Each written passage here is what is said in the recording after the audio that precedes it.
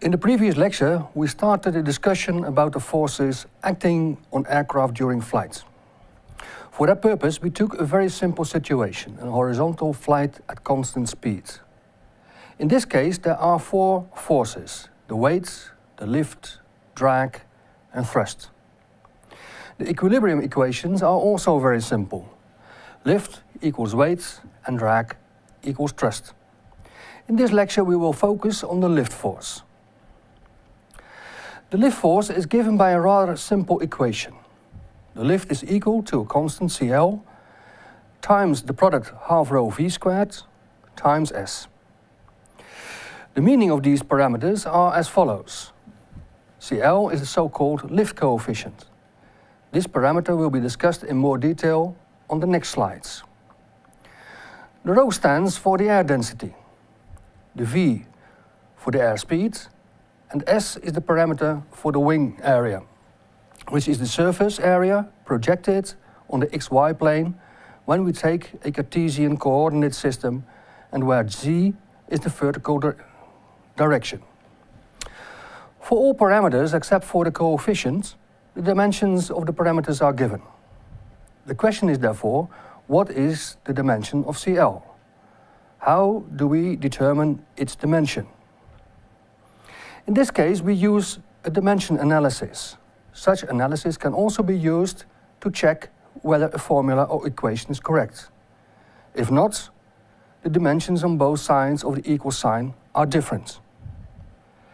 In our case, we can fill in the known dimensions of the parameters. First, we use a question mark for the lift coefficient. On the left-hand side, we see newtons, and on the right-hand side, we see kilos per cubic meter times meters per second squared times meters squared. First, we replace newtons by kilos times meters per second squared. Next, we eliminate as much as possible on the right-hand side. It happens to be that in the end, the lift coefficient has no dimension. The lift coefficient, which is dimensionless, includes a number of aspects of a particular wing, like the geometry, the airflow around the wing, etc. Key parameters influencing the lift coefficient are the angle of attack and the geometry of the airfoil, which is the cross-section of the wing in flying direction.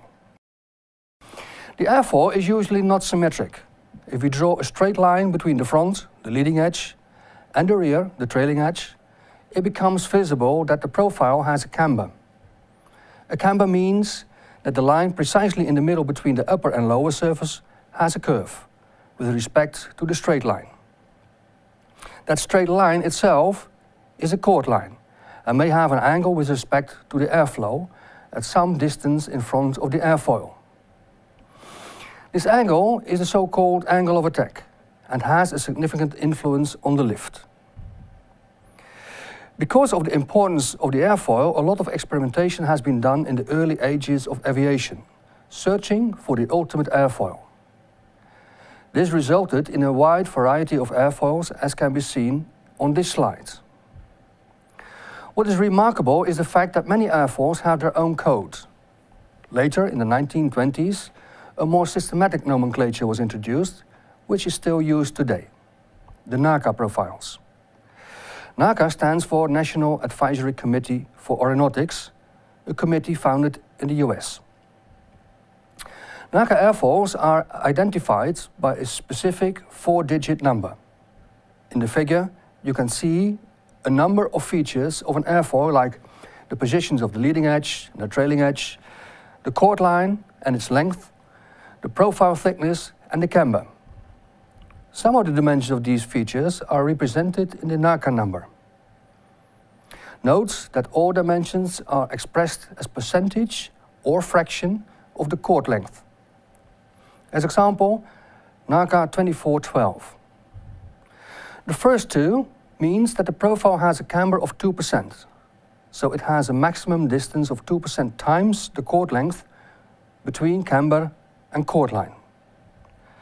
The second digit in the number indicates the position of that camber with reference to the leading edge, 0.4 times or 40% of the chord length.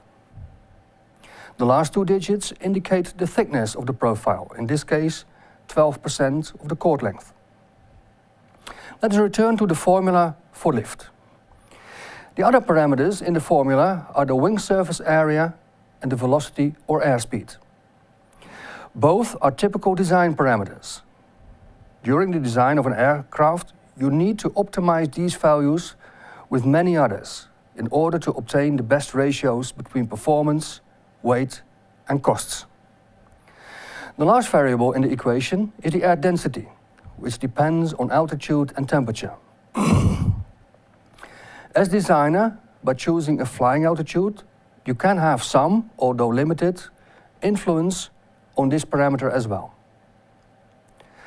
We have looked at the formula for lift, but how is the lift force generated?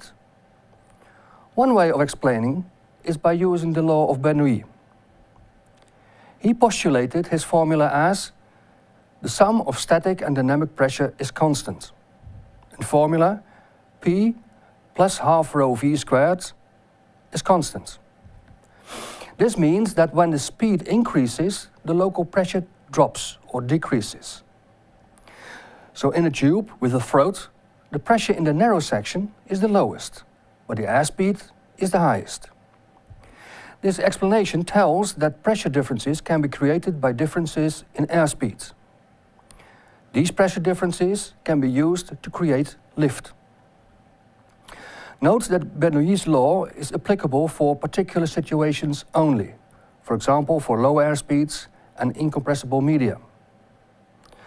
So for an airfoil, the airspeed over the airfoil is usually higher than the airspeed below the airfoil.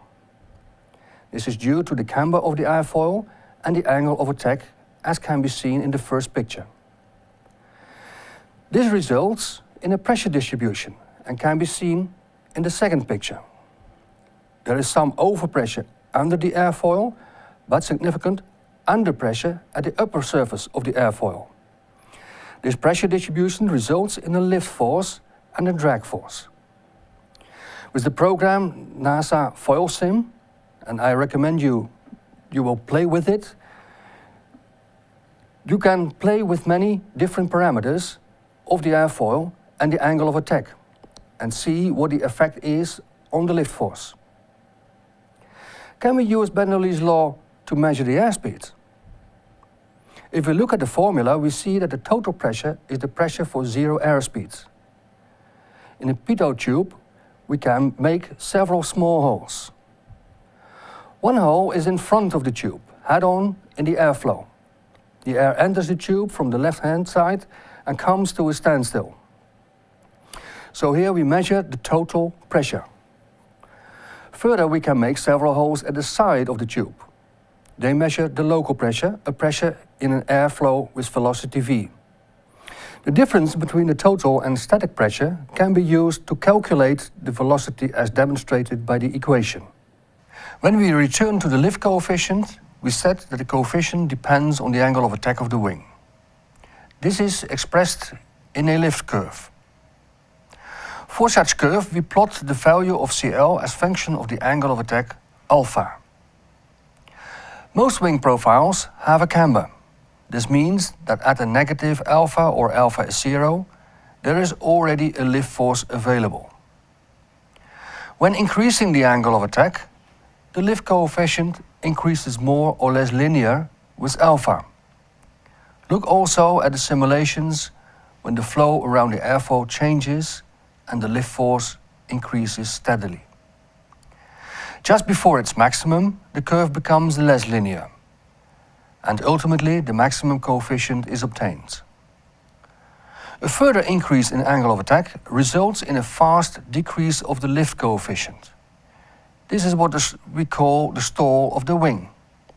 In this case, the lift force drops.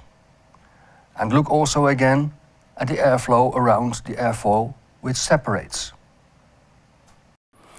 At landing and takeoff, we fly at low airspeeds. As you can see in the formula, this has a large impact on the lift force. Question is what to do, because the weight of the aircraft does not change. In order to compensate for a lower value of the airspeed, the other parameters should increase. The air density is beyond our control, although most airfields are at low altitudes and therefore the density has rather high values, which helps. The other two parameters, the lift coefficient and the wing surface area, can be changed by using all kinds of high lift devices. In this picture you see an Airbus A380 with high lift devices. First, the flaps which are used during takeoff and landing. Second, the slats or leading edge devices which are mainly used during landing. Both devices increase the wing surface area and to some extent they increase the camber of the wing profile and thereby increase the lift coefficient. This is visible in this plot. Slats increase the maximum angle of attack and as a result also the maximum lift coefficient. The flaps at the trailing edge mainly increase the camber of the airfoil and shift the curve upwards. In addition to these effects, both devices also increase the wing surface area. To conclude this lecture, I will briefly mention a number of parameters for the wing geometry. Most of these are optimized during the design of the wing and will have an impact on the lift coefficient and thereby on the lift force. First, there is the wingspan, which is the length from wingtip to wingtip. Then we have the wing surface area. It should be noted that there might be some small differences between several definitions of this area. Next we have the root chord and the tip chord, which represents the chord length at the wing roots and wing tip, respectively. The taper is the ratio between these two.